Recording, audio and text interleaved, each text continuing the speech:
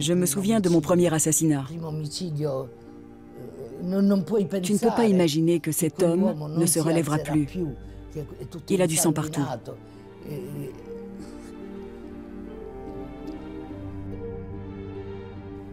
C'était insupportable, la douleur. Cette douleur immense d'une mère face à son fils assassiné.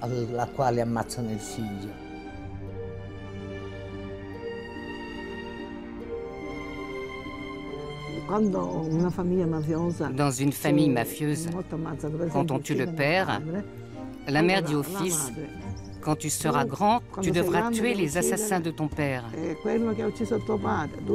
Tu dois le venger. Très jeune, on leur inculque cette idée.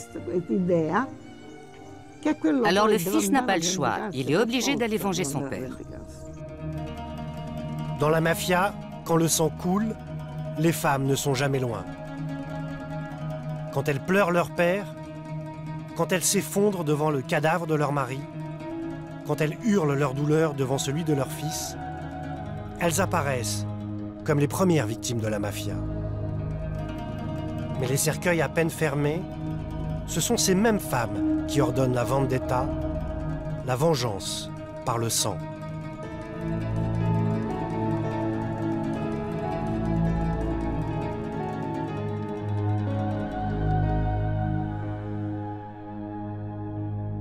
Pendant des années, Letizia Battaglia a photographié ces femmes de la mafia. Un jour victime, le lendemain criminel. Il y avait une voiture. Par terre, un homme mort dans une flaque de sang. Autour des chaises avec des femmes assises qui pleurent, les mains en l'air, comme ça. Elles étaient assises là, et la mère regardait son fils, sa propre chair, son enfant gisant mort par terre. On a la sensation de participer à un drame de Shakespeare, une mise en scène théâtrale, mais qui est pourtant bien vraie. En même temps, c'est comme si cette tragédie n'était pas profonde, comme si elle s'y attendait en fait. Même quand elles pleurent, même quand elles hurlent, on sent une résignation profonde. Probablement parce qu'elles connaissent les valeurs de la mafia. La mafia ou Cosa Nostra est considérée comme l'aristocratie du crime organisé. La mafia est composée de familles. On en recense plus d'une centaine en Sicile. Cosa Nostra est partout. Elle s'infiltre dans l'intimité de ses membres et dicte sa loi dans leur maison. Cosa Nostra n'est pas seulement une organisation criminelle, c'est d'abord un système qui organise la vie des mafieux, de la naissance à la mort. Et la femme y tient une place centrale. Le rôle d'une femme de la mafia est de faire comprendre aux enfants que l'organisation mafieuse passe avant toute chose. Il n'y a rien à part ça. Cosa Nostra offre la reconnaissance, la richesse, le pouvoir et un statut.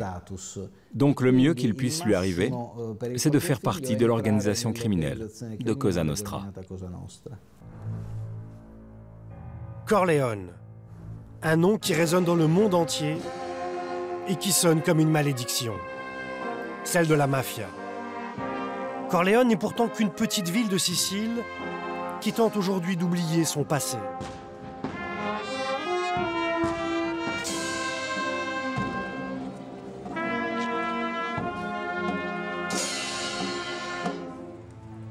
Corleone est à jamais et pour toujours associé au plus brutal, au plus sanguinaire, au plus terrifiant de tous les parrains que la mafia ait connu, Toto Riina. Une brute épaisse qui a déclenché au début des années 80 une guerre sanglante qui a décimé Cosa Nostra. C'était une période extrêmement violente. Une période où le journal de Sicile publiait tous les jours le nombre de morts. Une escalade de violence qui a conduit à une guerre. Une guerre interne de la mafia, menée par les familles de Corleone sur les Palermitains.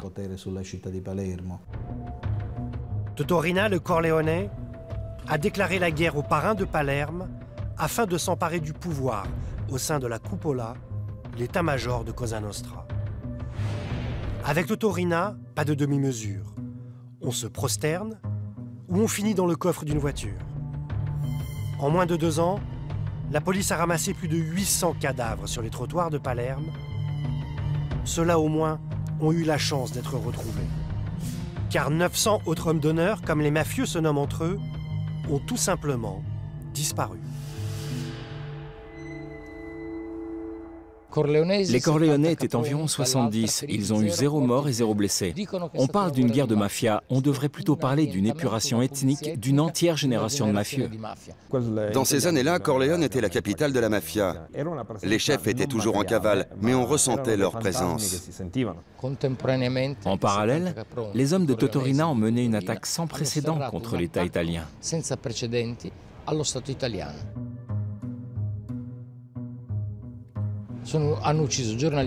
Ils ont tué journalistes, préfets, gendarmes, policiers, politiciens, opposants politiques, chefs de gouvernement, magistrats, entrepreneurs. Une véritable guerre. Voilà la Sicile et Palerme des années 80. La parole qui décrit le mieux ces années, la peur.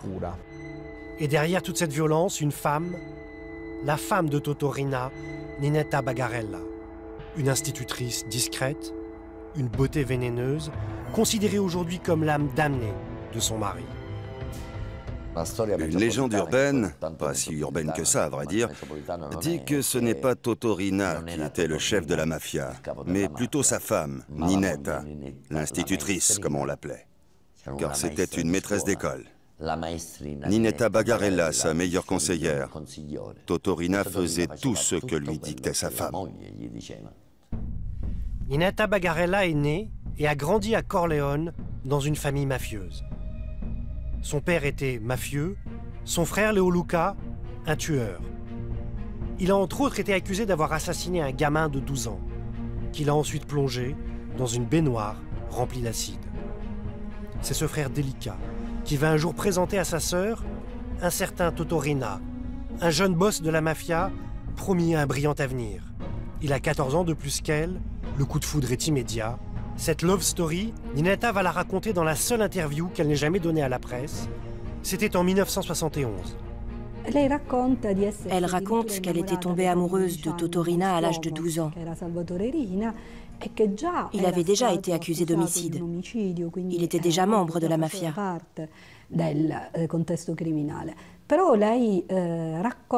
Mais elle raconte, ce qu'elle a dit même au juge, qu'elle se fichait de ce que les gens racontaient sur Totorina. Elle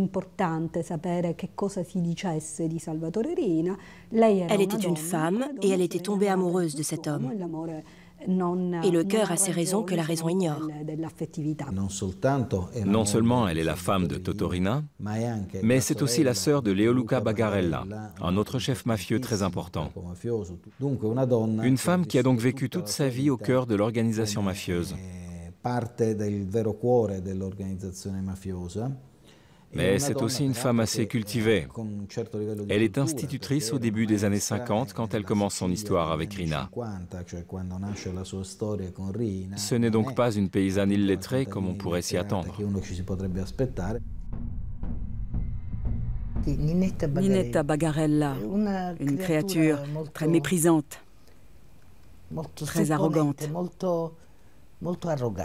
Elle a une culture si mafieuse qu'elle est convaincue d'être dans le juste. Ninetta est une femme fidèle. Elle n'abandonnera jamais son mari. Elle le suivra sans la moindre hésitation dans la clandestinité. Elle n'a jamais trahi son mari. Pendant 40 ans, elle a été sa compagne et l'a suivie même pendant sa longue cavale. Elle lui a donné 4 enfants et les a élevés.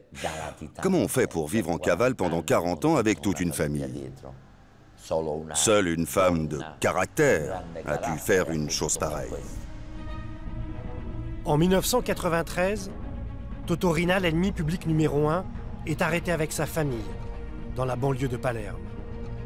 Le parrain est emprisonné. Il sera condamné à l'isolement total pour le restant de ses jours. Ninetta se retrouve seule. Elle décide alors de retourner sur les terres de ses origines. Elle s'installe à Corleone.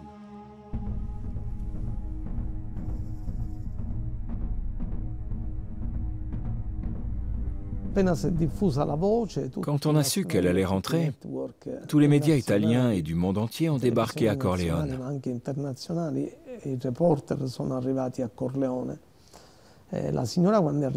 Madame Bagarella est allée voir les gendarmes pour dire « Je suis ici ». Quand elle est sortie, elle s'est retrouvée face à tous ces journalistes.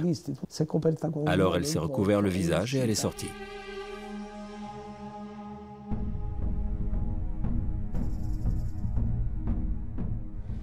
Le fait qu'après l'arrestation de son mari, elle ait décidé de s'installer avec toute sa famille à Corleone, et donc de rester dans un contexte mafieux, je pense que ce n'est pas anodin. En retournant à Corleone, Ninetta envoie un signal fort. Même si son mari est derrière les barreaux pour toujours, l'Irina ne renonce pas à la mafia. Les rares fois où elle apparaît en public, Ninetta se montre fière et déterminée. Comme ici aux côtés de sa fille, lors du procès de son mari. Cet affront, elle va le payer. La police va harceler Ninetta et ses enfants. Excédée, elle écrit en 1996 une lettre au procureur de la République dans laquelle elle demande que cette pression s'arrête. Cette lettre est l'un des meilleurs documents que l'on possède sur la culture mafieuse. Ninetta y est sincère, elle se présente comme une bonne mère, exemplaire, à tout point de vue.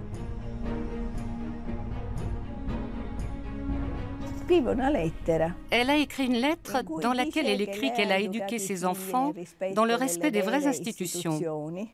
Nous avons souligné l'adjectif « vrai », car on pense que par « vraies institutions », elle se réfère plus à la mafia qu'à l'État.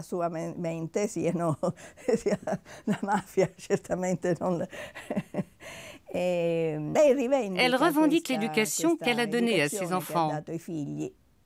Le résultat est qu'un de ses fils a fait 10 ans de prison et l'autre a pris perpétuité pour homicide.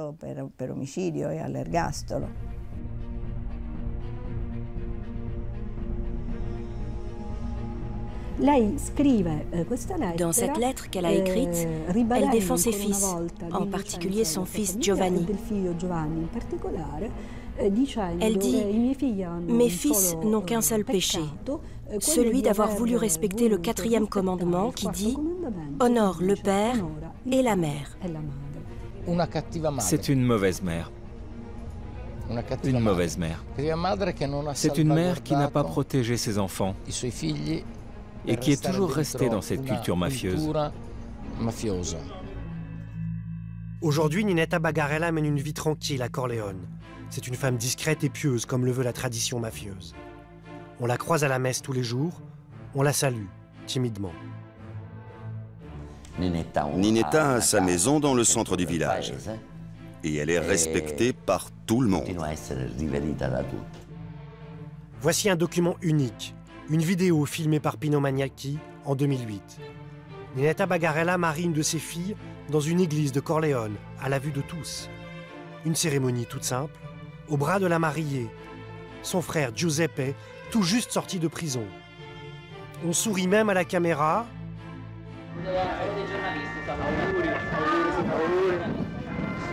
Mais on ne perd pas les bonnes habitudes. Et on écarte le journaliste. Pendant la cérémonie, le nouveau beau-fils n'oubliera pas de rendre hommage aux grands absents en prison, les plus grands criminels de la mafia. Nous pensons à ceux qui n'ont pas pu venir aujourd'hui, Salvatore, Gianni et Leo Luca. Vous nous manquez terriblement. Quand vous étiez à nos côtés, vous nous avez apporté paix et sérénité.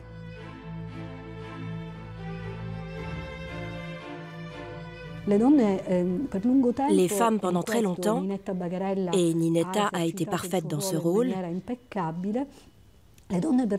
ont été la vitrine respectable des familles mafieuses, la partie qu'on montre au reste du monde pour faire croire que ce sont des familles normales. Ces femmes doivent montrer en public qu'elles sont parfaites. Elles vont à l'église, elles vont aux cérémonies publiques, elles sont extrêmement cordiales.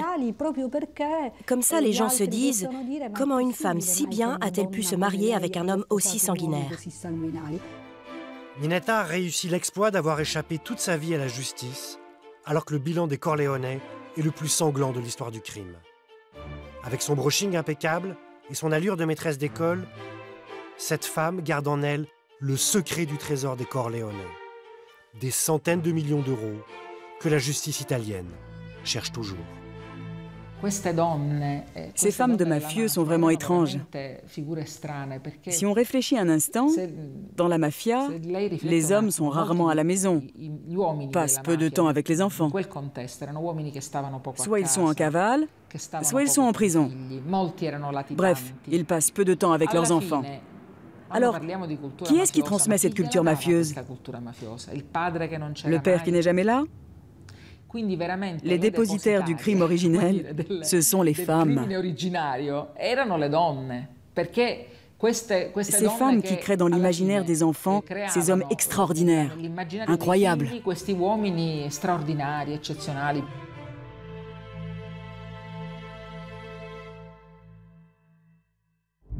Au début des années 80, les familles mafieuses de Palerme ont été décimées par la guerre que leur ont livrée les Corleone pour le contrôle de Cosa Nostra. Vaincus, les mafieux de Palerme vont provoquer un séisme. Ils vont briser l'omerta, la loi du silence, le ciment de Cosa Nostra. Ils vont parler à la justice. Deux juges vont alors devenir des héros, Giovanni Falcone et Paolo Borsellino. Il y a un homme qui a définitivement changé la Sicile. Plus rien n'allait être comme avant. Je parle bien évidemment de Giovanni Falcone. Un homme d'une intelligence supérieure à la moyenne. Il a pour la première fois jugé les mafieux. Pour la première fois, l'État italien a gravé dans le marbre que la mafia existait. Les révélations des repentis vont entraîner des dizaines d'arrestations et permettre la tenue des maxi-procès. C'était en 1986, un moment historique. Les hommes d'honneur sont enfermés dans des cages, sous le regard de leurs femmes, qui craignent plus que tout que leurs hommes ne se repentissent. Au maxi-procès, la femme, la fille et les sœurs d'un mafieux se sont présentées dans le tribunal. Elles étaient 9 femmes et elles hurlaient des balcons de la salle du maxi-procès. Ce n'est pas mon mari, ce n'est pas mon frère, il ne veut pas collaborer.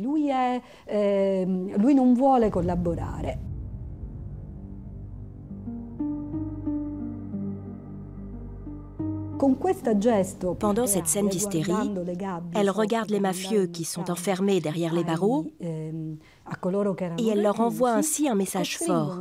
C'est comme ça qu'elles mettent la pression sur leurs proches et les obligent à retirer leur collaboration avec la justice. Fate uscire. Ma siete proprio... L'udienza resta sospesa per 5 minuti.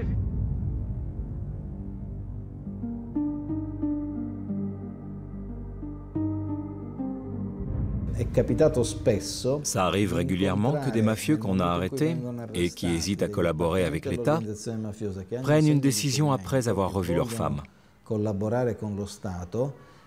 En général, ils décident alors de ne pas collaborer avec la justice.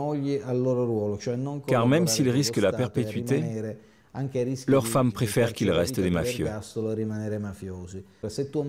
Parce que si le mari ne collabore pas, on garantit à la femme le même statut qu'elle avait auparavant. Elle continuera à être reconnue comme la femme du boss. Tout le monde la respectera dans le quartier, etc. Ça a beaucoup d'impact sur les femmes. Plus d'une fois, on a perdu des occasions de collaboration à cause de la pression qu'exercent les femmes sur leur mari en prison. Conserver un rang dans la mafia, certes, mais beaucoup de femmes ont simplement peur des représailles de l'organisation criminelle. Pour se venger d'un collaborateur de justice, la pieuvre n'hésite pas à assassiner sa famille. Ainsi, pas moins de 23 proches du repenti Salvatore Contorno ont été abattus.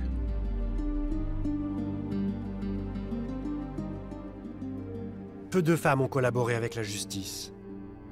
Pourtant, un jour de printemps 1991, une jeune fille de 17 ans, originaire de la campagne, dans le sud de la Sicile, se présente à la justice. Spontanément, elle fait enregistrer la déposition suivante face à des fonctionnaires qui n'en reviennent pas. Je m'appelle Rita Atria, j'ai 17 ans. Je suis née à Partane. Je suis la sœur de Nicolas Atria, tué le 24 juin 1991. Je me présente à vous pour vous donner des informations sur les épisodes et les circonstances qui concernent la mort de mon frère et l'assassinat de mon père. Mais aussi pour vous donner des informations plus générales sur le milieu d'où je viens.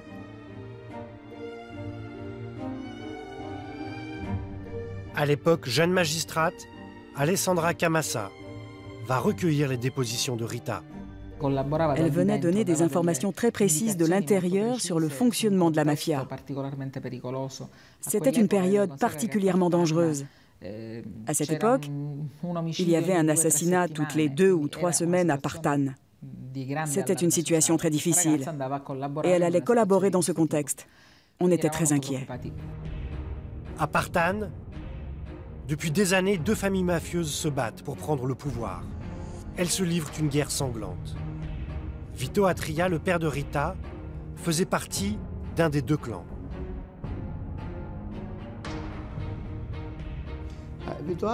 Vito était berger. Il faisait partie d'une des 2 familles mafieuses de Partane. On l'appelait le pacere, c'est-à-dire celui qui résolvait les problèmes entre les gens. Des problèmes qu'il avait en réalité probablement créés lui-même. Le père de Rita sera assassiné par son propre clan en 1985, laissant les femmes de la famille sous la responsabilité de son fils Nicolas, le frère aîné de Rita. Le père a été assassiné dans la campagne, là où il avait ses moutons.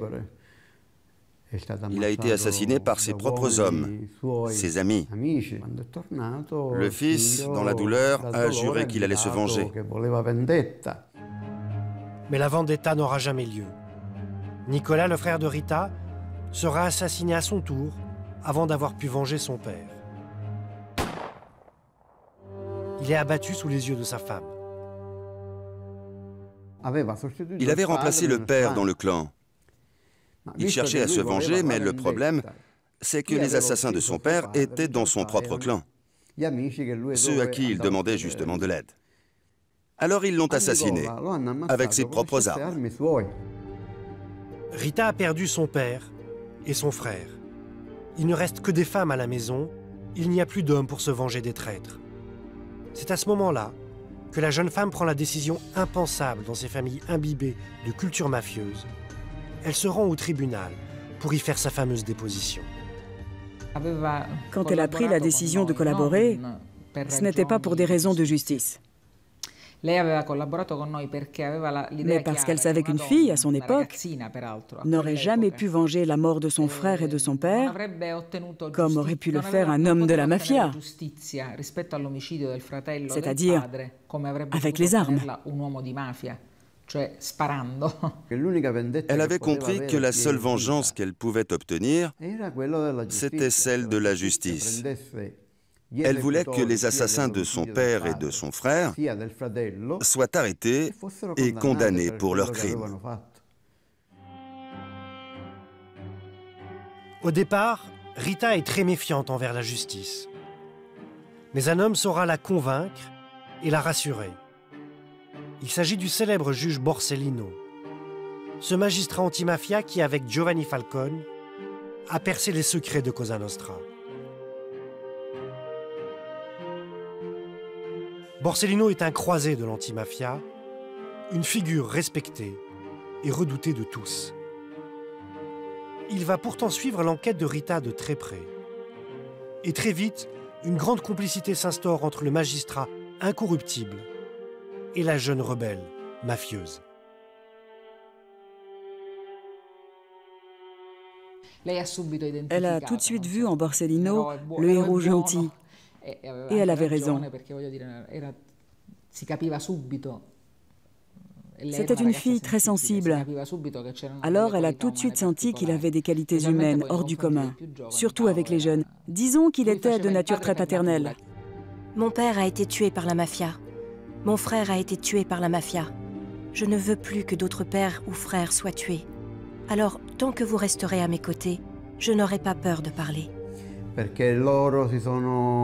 avait confiance en Borsellino. Il avait absolument tout fait pour la protéger. Elle l'a même rejoint un été à la mer où il était avec ses enfants. Il l'appelait Bambina, petite fille. Pour Rita, la figure de l'homme était fondamentale. Il ne faut pas oublier qu'elle avait perdu son père qu'elle aimait tant, qui a été assassiné. Son frère ensuite, dont elle était très proche. Les références masculines lui manquaient. La décision de Rita est rejetée par toutes les femmes de sa famille. Sa mère et sa sœur vont rester fidèles à la mafia. Quand elle a commencé à collaborer, elle a tout de suite dit qu'il y aurait un problème avec sa mère, que c'était une femme très fermée qui n'accepterait jamais cette décision. Mais je ne pense pas qu'elle ait imaginé à quel point sa mère s'opposerait à cette collaboration. Elle refusait ce qu'avait dit Rita. Pour elle, ce qu'avait fait sa fille était une infamie.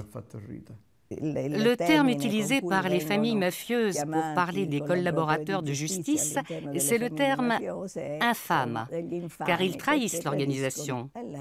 Elle est donc une infâme pour sa famille. Dans mon milieu, il est plus grave de parler à la justice que de tuer son meilleur ami. Le juge Borsellino, Alessandra Camassa, tente à plusieurs reprises de rapprocher Rita de sa mère. Des rencontres sont même organisées entre les deux femmes, mais la mère campe sur ses positions.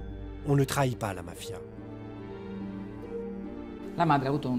Elle avait un comportement très dur envers sa fille. On organisait des rencontres, mais ça tournait toujours mal. C'était violent. La mère se montrait même très menaçante envers sa fille. Elle lui disait « Tu finiras comme ton frère ». Ça mettait Rita dans tous ses états. Elle voulait que Rita rentre à la maison et qu'elle arrête sa collaboration, qu'elle retire son témoignage contre la mafia. Rita était une fille très mûre. Elle disait « Ma mère est seule, elle n'a que moi, je n'ai pas le droit de l'abandonner ». Elle continuait donc à la voir malgré tout. La mère de Rita est une femme de mafieux qui a accepté les règles. Elle n'a jamais collaboré. Elle ne le fera jamais. Rejetée par sa mère et ses proches, Rita Atria entame alors seule le processus de désintoxication à la mafia. Elle doit abandonner tous les codes, briser son système de valeurs, oublier les vendettas, désacraliser les soi-disant hommes d'honneur. Rita va doucement ouvrir les yeux et prendre ses distances avec ce monde qui fut le sien, la mafia. Tu dois vaincre la mafia qui est à l'intérieur de toi avant de pouvoir lutter véritablement contre la mafia. En collaborant, elle voulait faire de son père et de son frère deux héros. Elle parlait toujours d'eux comme des hommes formidables et me disait toujours « Mon père était un homme très respecté à Partane. Lorsqu'on volait des moutons, tout le monde venait demander de l'aide à mon père. » Elle voyait ça comme quelque chose de très noble. Mais moi, je lui ai fait voir les rapports judiciaires qui montraient que c'était son père qui volait les moutons et qui demandait ensuite une rançon, comme le veut la tradition là-bas. Le témoignage de Rita porte un coup terrible à la mafia de Partane.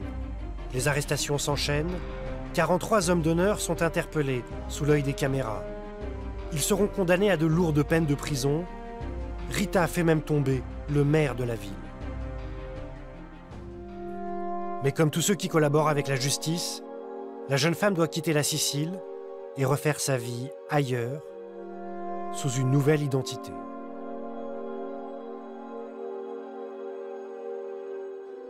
Elle est transférée à Rome, sous haute protection. Une nouvelle vie commence pour elle.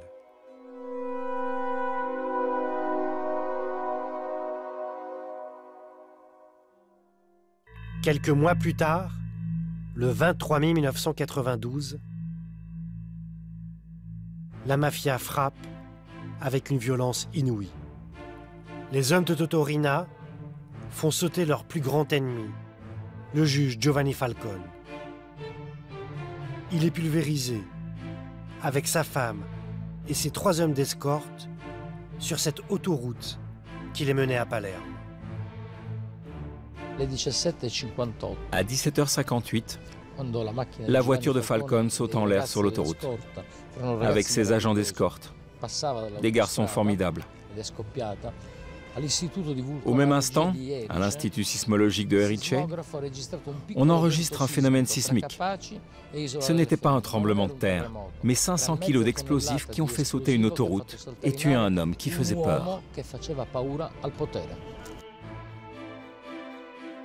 La mafia se sent invincible, elle n'a plus peur de rien. Avec cet attentat, l'Italie entière est sous le choc. Les obsèques nationales du magistrat sont diffusées en direct à la télévision.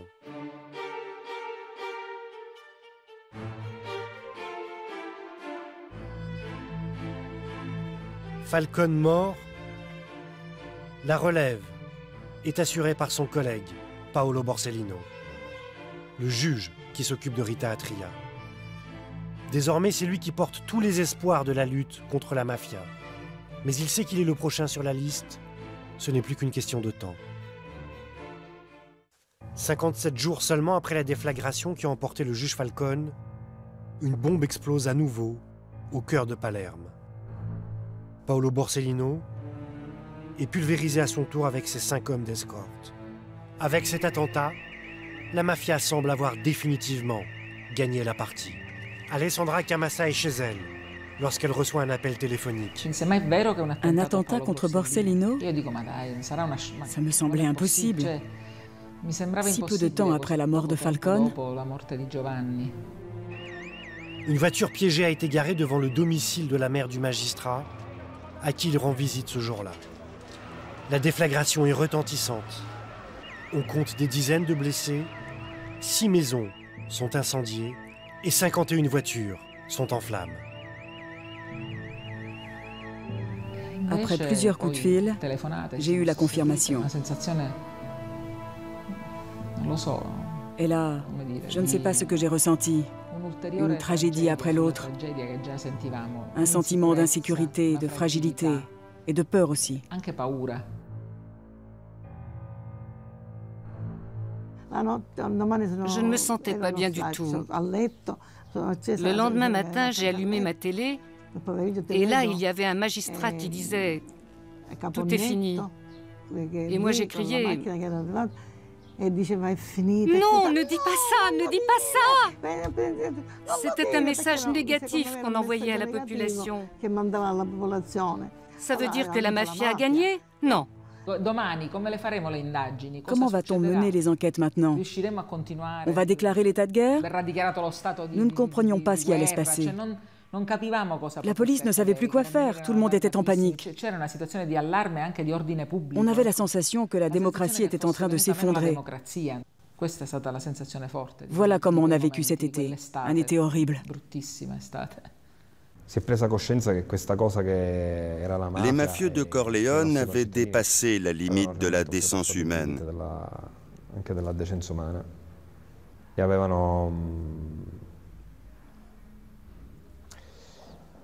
Ils avaient offensé la dignité des Siciliens et en particulier des Corléonais. Alors que l'Italie horrifiée a les yeux rivés sur la Sicile, Rita Atria est seule à Rome, enfermée avec ses gardes du corps. J'ai voulu prendre des nouvelles de Rita la semaine qui a suivi la mort de Borsellino. J'ai essayé de la joindre par téléphone, mais elle était protégée, alors je n'avais pas le droit de lui parler directement. Quand Borsellino est mort, elle s'est sentie perdue. Elle venait de perdre un second père. Je pense qu'après la mort de Borsellino, elle a pensé que tout ce qu'elle avait fait était inutile, que tout cela n'avait servi à rien. Maintenant que Borsellino est mort, personne ne peut comprendre le vide qu'il a laissé dans ma vie. Tout le monde a peur. Moi, la seule chose dont j'ai peur, c'est que l'État mafieux gagne. Et que ces pauvres idiots qui se battent contre des moulins à vent soient tous tués. Borsellino, tu es mort pour ce en quoi tu croyais. Moi, sans toi, je suis morte. Et quelques jours plus tard, Rita Atria se jette d'un balcon de Rome du 6e étage. Ce jour-là, elle a pris des calmants. C'était probablement pour l'aider à prendre sa décision. La collaboration de Rita Atria avec la justice n'aura duré que 9 mois. Lorsqu'elle se suicide, elle a à peine 17 ans. Toute son histoire peut justifier cet acte. Mais ça ne l'expliquera jamais complètement. Rita avait fait un choix très dur. Elle a eu un père assassiné, un frère assassiné, un petit copain qui l'a largué, et elle a été rejetée par sa mère et par sa sœur. On ne pouvait pas s'empêcher de culpabiliser. Une jeune fille de 17 ans qui meurt pour avoir dénoncé la mafia et sa propre famille. Rita Atria sera enterrée dans son village de Partane. Mais même morte, sa famille ne veut plus entendre parler d'elle. Elle a trahi, et aucun habitant ne veut ou ne peut assister à ses obsèques par peur des représailles de la mafia, qui ne pardonne jamais. Ici, on surnomme la jeune femme avec mépris, la petite qui a trahi l'honneur de sa famille. La femme du maire adjoint de Partane a été interviewée par un journaliste. On lui a demandé si elle viendrait pour représenter la mairie. Elle a répondu « Non, je ne peux pas parce que je dois aller à la mer ». Elle devait aller à la mer. Et elle ne pouvait donc pas venir. Le tragique destin de Rita bouleverse l'opinion. Des femmes engagées contre la mafia décident alors de se rendre à son enterrement. Le cercueil est sorti d'une salle, porté par 4 hommes. J'ai dit non, pas les hommes. Et c'est nous les femmes qui avons porté Rita jusqu'à la tombe.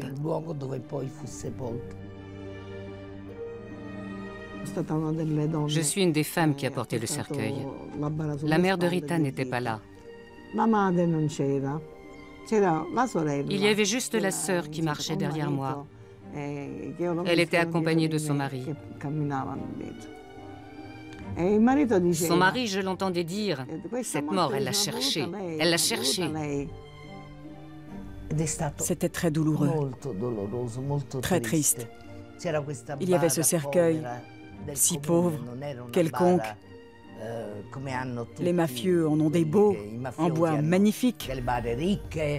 Celui-ci était pauvre. Au cimetière, il y avait un prêtre qui a pris la parole. Il a dit « Rita a fait arrêter plein de personnes honnêtes de ce village. »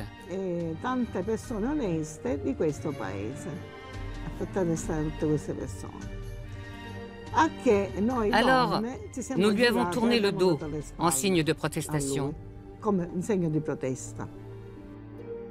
Même morte, Rita n'est pas au bout de son calvaire.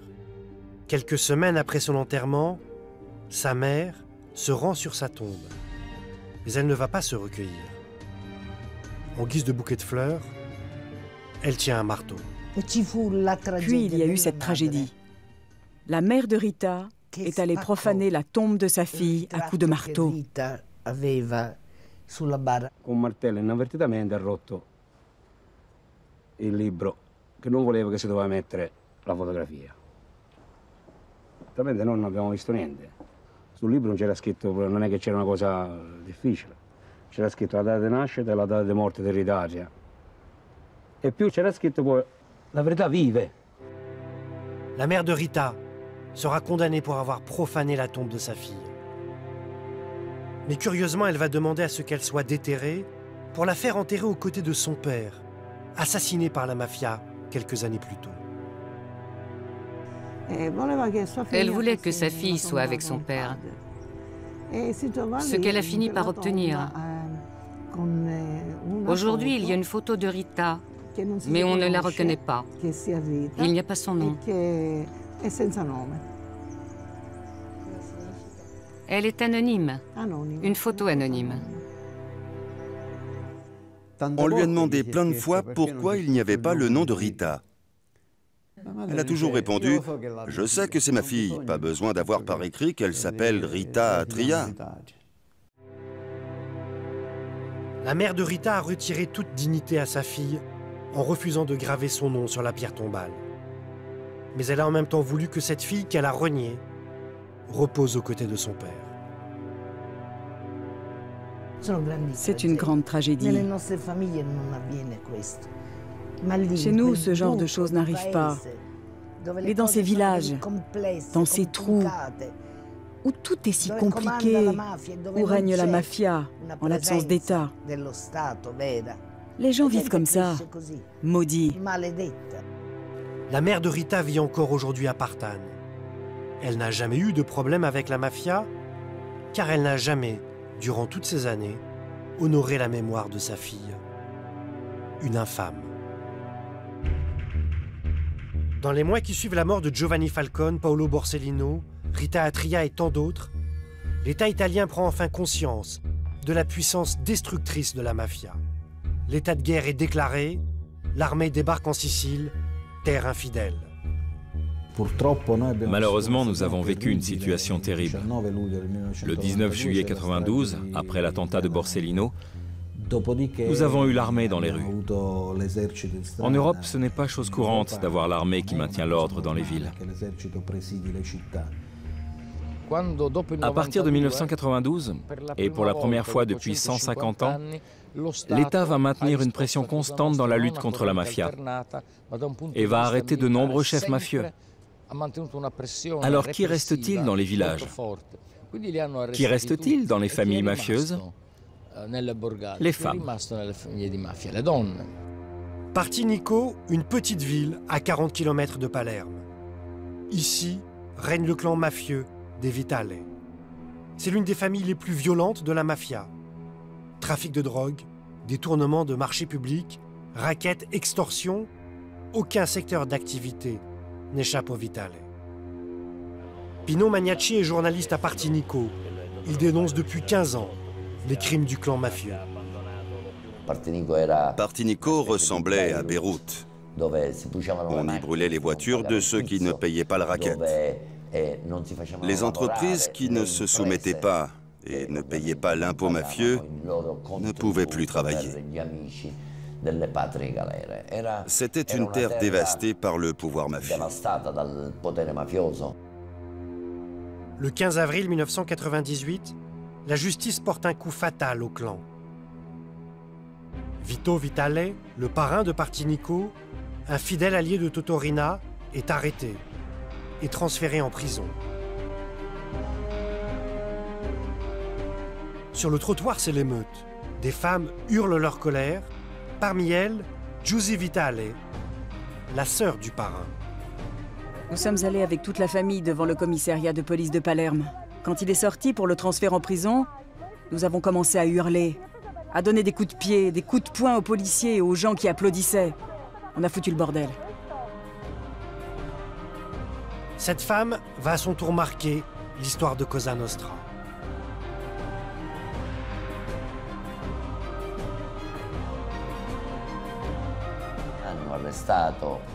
Ils ont arrêté le sommet du clan de Partinico. Ils se sont retrouvés si mal en point à la suite de toutes ces arrestations qu'une femme a pris la place du chef.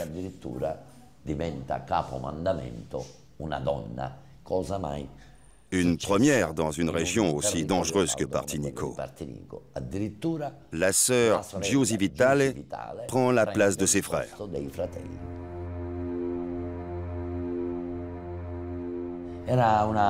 C'était une famille terrible et redoutée. Leonardo et Vito Vitale étaient des hommes qui tuaient sans aucune raison.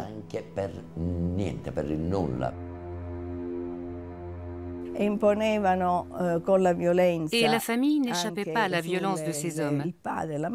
Personne n'y échappait, que ce soit le père, la mère ou les sœurs. Giusi était la plus jeune. Elle avait plus de respect pour ses frères que pour son père, qui, lui, subissait la violence de ses fils.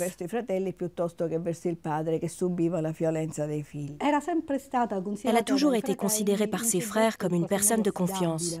Elle a grandi avec eux et elle les accompagnait régulièrement, donc elle connaissait bien leur milieu.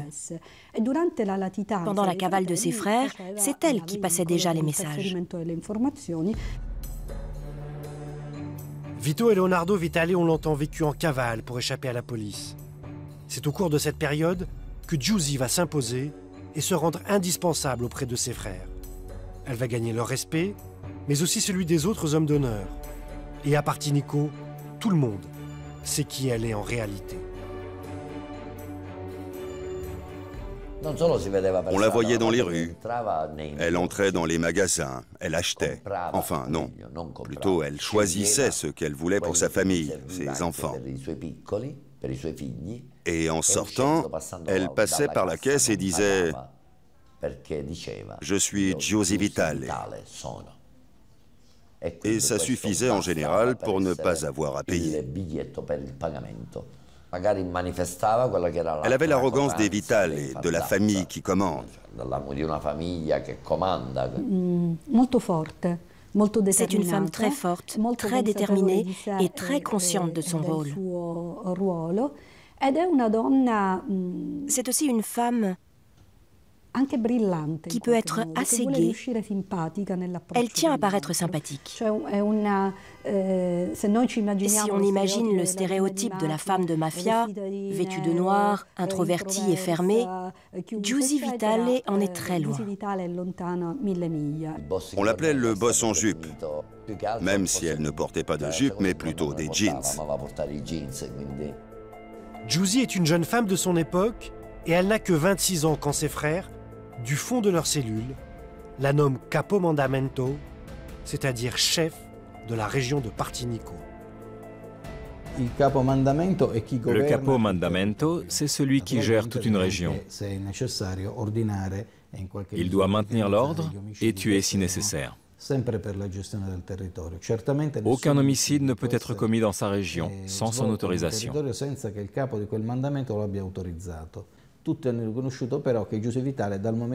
Giusi était reconnu par tout le monde comme le chef de Partinico.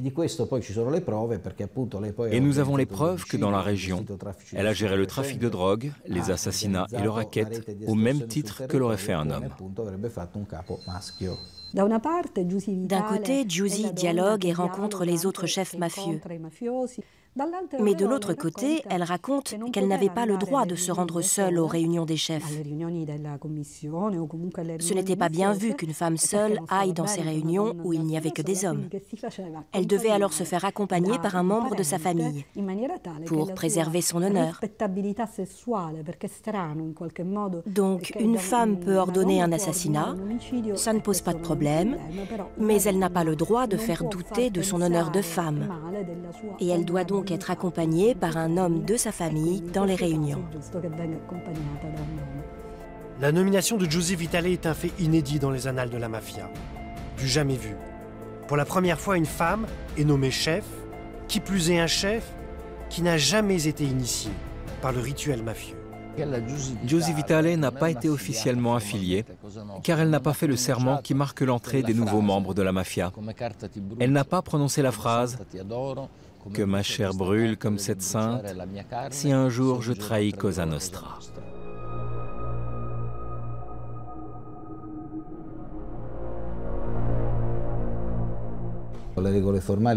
Les règles interdisent officiellement aux femmes de devenir membres de Cosa Nostra. Mais Giusi Vitale va quand même le devenir dans les faits. Dans les interrogatoires, on comprend qu'elle a été une femme d'honneur. Elle utilise les mêmes termes de langage, la même capacité de raisonnement et prend les mêmes décisions qu'un mafieux. Giusi a la même façon de représenter les choses et de s'exprimer qu'un membre masculin. Dans ce sens, on peut dire qu'elle était véritablement une femme d'honneur. Mais le règne de celle qu'on surnomme Lady Mafia ne durera que quelques mois.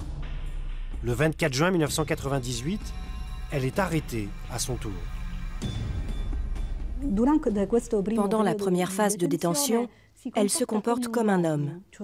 Elle ne se laisse jamais aller, elle fait sa peine sans jamais se plaindre, avec une grande rigueur et beaucoup de discrétion.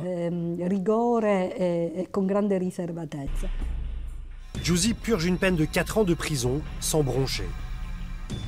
À peine sortie, la justice l'arrête à nouveau. Cette fois-ci, l'affaire est plus grave. Elle doit répondre du meurtre d'un commerçant qui aurait trahi son frère. Elle risque la perpétuité. Alessandra Dino a recueilli les confessions de Giusy, qui a reconnu sa responsabilité dans ce meurtre. C'est elle qui a ordonné ce crime. Ses frères lui avaient dit de la prison que c'était nécessaire de tuer cet homme. Il fallait découvrir qui avait trahi Vito et s'assurer que tous les hommes d'honneur sachent que dorénavant, c'était moi le chef de la famille de Partinico. Leonardo savait qui c'était et il me répétait sans cesse qu'il devait être tué. C'était très urgent, avant que quelqu'un ne me trahisse et ne m'emmène à l'abattoir.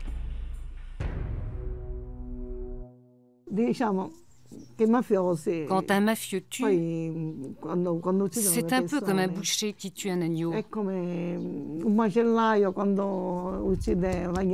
C'est une habitude. Après, il rentre chez lui tout tranquille.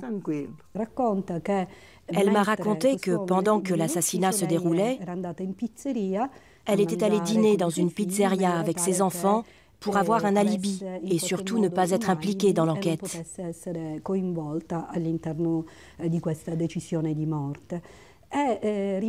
Mais ce qui frappe surtout quand elle en parle, c'est le détachement émotif avec lequel elle raconte ces événements violents.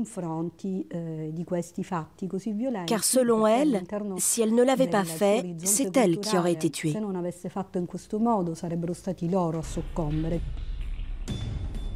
Giusy retrouve la prison, et peut-être pour toujours. Cette fois-ci, elle est accusée de meurtre. On découvre qu'elle avait commandité un meurtre. Elle est donc arrêtée pour la deuxième fois, mais cette fois-ci, elle risquait la perpétuité.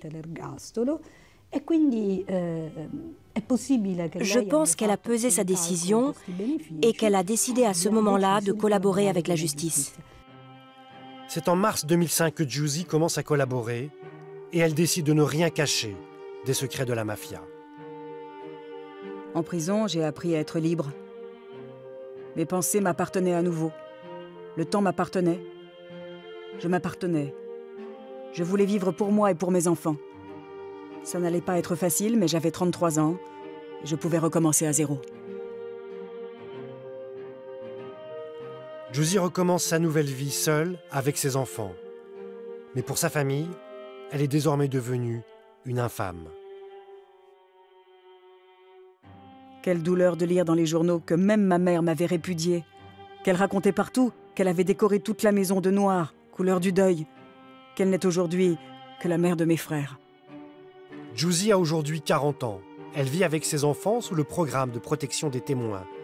Elle porte un nouveau nom, mais elle n'a jamais renié pour autant son passé criminel. Elle refuse catégoriquement le terme de repenti. Elle dit « Je ne me repens de rien. Je n'ai pas de quoi me repentir. Et d'ailleurs, ça ne sert à rien, puisque ceux qui sont morts ne peuvent pas renaître en tout cas. Ce que j'ai fait, je l'ai fait parce que c'était nécessaire et parce que j'y croyais.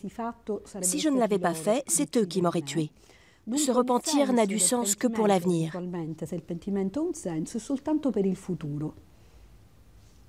Pour moi et pour mes fils, pour que nous puissions vivre une vie normale. Voici sa vision du monde. Giusy Vitale a ouvert la voie.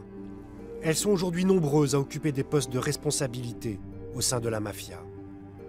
Par ailleurs, le nombre de femmes emprisonnées pour des activités mafieuses ne cesse de croître. Cosa Nostra a renoncé à la folie destructrice de l'époque des Corleone de Totorina, mais elle est toujours aussi puissante. Elle a su se faire oublier. Une mafia qui vit au rythme de son époque, une criminalité en col blanc et en jupon.